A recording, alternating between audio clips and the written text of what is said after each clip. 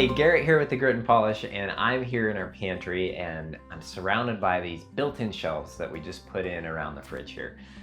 So the open shelf style for the pantry is gonna work really well for us because it's tucked away here on this back wall. You can't really see what's in the shelves unless you get right back here in the room. It's facing the opposite way of most of the kitchen. So the open shelf style is gonna work well in here for our food storage, and we'll probably get some organizing baskets or other bins to keep things tidy in the shelves. But obviously there's no doors on here. If you thought you might want doors, you can use the same technique to build the shelves, and then you can put doors either over the top, or if you're real fancy, you could do some inset doors. But here we just have plywood shelves with a face frame on the outside to give it that nice finished look. And so I'll show you guys how we did that. The plywood we use is a little bit higher grade plywood called an AC. It has a smooth base that paints up real well, and it's pretty consistent. 3/4 inch AC plywood is what we're using for the shelf material, and then we have a poplar for the face frame. And poplar is a real nice wood. I've been real happy with how well it cuts. It takes fasteners, nails really well, and it paints up nice. So poplar is a nice wood to use for the face frames. This is 3/4 inch poplar, and then I've just ripped it to whatever width I needed.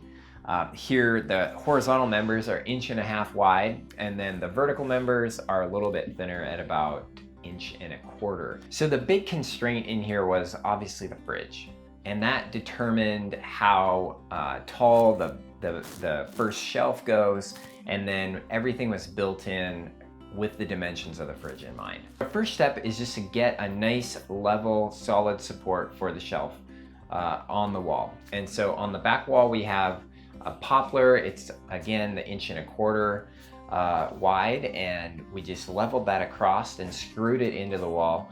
I also used finish nails to tack up the supports first to get them nice and level and in the right position, and then I went ahead and drilled out and screwed the supports into the wall for that extra solid connection.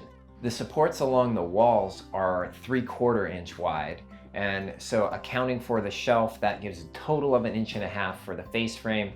So when we come back through with the face frame material, we're actually able to cover both the support and the plywood face. So once we had the supports for the first shelf, I could put the supports in for the sides of the fridge enclosure.